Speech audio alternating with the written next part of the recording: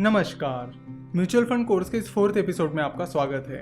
पिछले 2 एपिसोड में हमने इक्विटी म्यूचुअल फंड और डेट म्यूचुअल फंड के टाइप्स के बारे में बात की। साथ ही हमने हाइब्रिड म्यूचुअल फंड के टाइप्स के बारे में भी बात की। Equity fund, debt fund, hybrid fund, mutual fund के ये जो टाइप्स है ये वो म्यूचुअल फंड किन एसेट्स में इन्वेस्ट करता है उसके अनुसार है। इसके अलावा भी म्यूचुअल फंड के कई सारे अलग अलग टाइप्स हैं।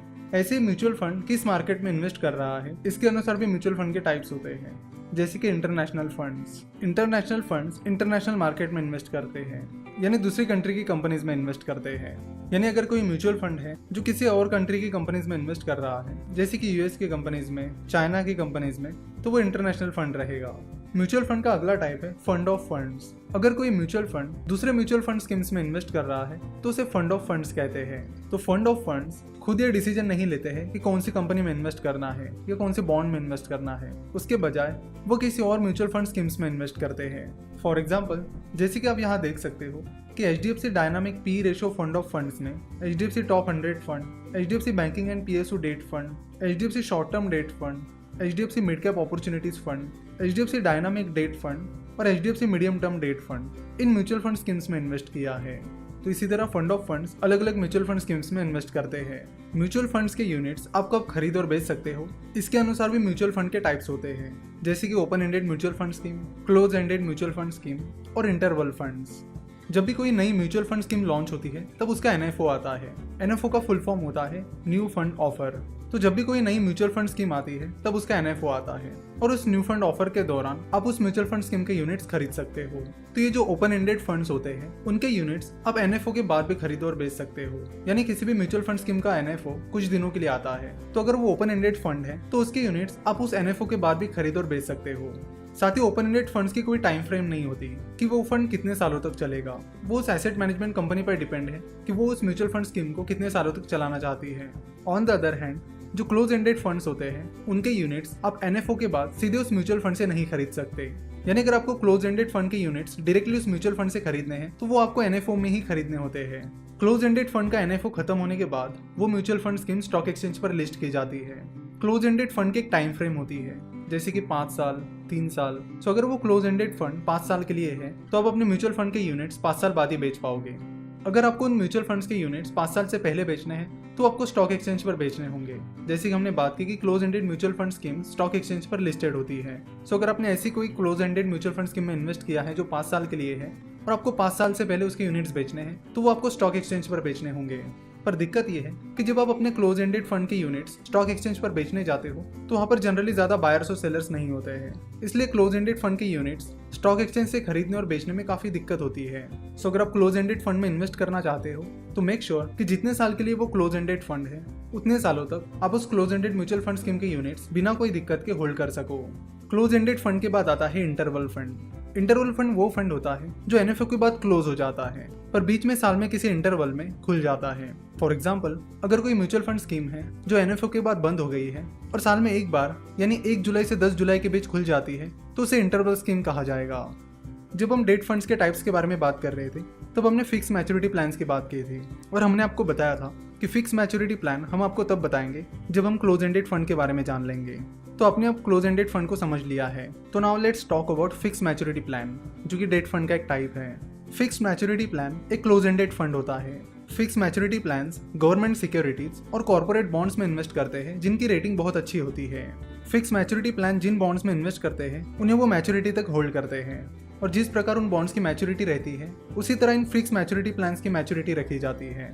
यानी अगर कोई फिक्स मैच्योरिटी प्लान किसी गवर्नमेंट बॉन्ड में इन्वेस्ट कर रहा है जिसकी मैच्योरिटी 5 साल की है तो वो म्यूचुअल फंड उस फिक्स मैच्योरिटी प्लान का टाइम पीरियड भी 5 साल का रखेगा। क्योंकि fix maturity plan government securities में और हाईली रेटेड कॉर्पोरेट बॉन्ड्स में इन्वेस्ट करते हैं, इसलिए उनमें रिस्क काफी कम रहता है। साथ ही हमने हाइब्रिड फंड का एक टाइप कैपिटल प्रोटेक्टेड स्कीम्स की भी बात की थी और हमने आपको कहा था कि इस स्कीम को भी हम आपको तब समझाएंगे जब हम क्लोज एंडेड फंड की बात करेंगे। So now let's talk about capital protected schemes. Capital protected schemes भी क्लोज एंडेड स्कीम्स होती है। जैसे कि नाम से ही पता चलता है कि कैपिटल प्रोटेक्टेड स्कीम में वो mutual fund scheme make sure करती है कि जितना पैसा आप उस फंड में इन्वेस्ट कर रहे हो उतना पैसा कंप्लीटली सेफ रहेगा, यानी आपको नेगेटिव रिटर्न नहीं मिलेंगे। कम से कम जितना पैसा आपने उस म्यूचुअल फंड स्कीम में इन्वेस्ट किया था उतना पैसा तो आपको रिटर्न मिलेगा ही मिलेगा, प्लस एडिशनली उसके ऊपर आपको कितने रिटर्न्स मिलेंगे उसकी कोई गारंटी नहीं रहती। तो कैपिटल प्रोटेक्टेड स्कीम्स अपना ज़्यादातर पैसा गवर्नमेंट सिक्योरिटीज़ में इन्वेस्ट करते हैं जहां पर उनको फिक्स रिटर्न मिलता है और बाकी पैसा इक्विटीज़ में इन्वेस्ट किया जाता है।